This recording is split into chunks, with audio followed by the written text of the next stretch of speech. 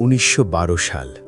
বিশ্বের সবচেয়ে বড় জাহাজ টাইটানিক সমুদ্রের বুকে যাত্রা শুরু করেছিল। সেই জাহাজেই ছিল এক দরিদ্র কিন্তু স্বপ্নবাজ যুবক, জ্যাক। জ্যাক টিকিট জিতেছিল ভাগ্যের খেলায়, আর সেই জাহাজেই সে প্রথম দেখেছিল এক ধনী পরিবারের মেয়ে, রোজ। প্রথম দেখা, তারপর কথা, তারপর বন্ধুত্ব। ধীরে ধীরে সেই বন্ধুত্বই পরিণত হয়েছিল গভীর প্রেমে। জ্যাক রোজকে বলেছিল, তুমি নিজের মতো করে বাঁচো, অন্য কারো জন্যে নয়। সেই প্রথম রোজ বুঝেছিল জীবন আসলে কি। কিন্তু সুখটা বেশিক্ষণ টিকল না।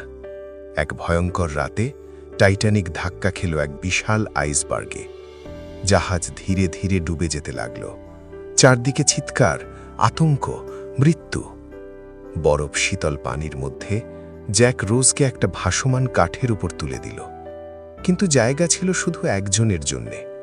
জ্যাক পানিতেই রয়ে গেল। শেষবারের মতো সে বলেছিল, কখনো হার মানবে না, বাঁচবে। রোজ বেঁচে ছিল, কিন্তু জ্যাক সমুদ্রের গভীরে হারিয়ে গেল চিরতরে। এটা শুধু একটা দুর্ঘটনার গল্প নয়, এটা এমন এক প্রেমের গল্প যেখানে একজন নিজের জীবন দিয়েও প্রিয় মানুষটাকে বাঁচিয়ে দিয়েছিল। কখনো কখনো সত্যিকারের ভালোবাসা নিজের জীবন থেকেও বড় হয়ে যায়।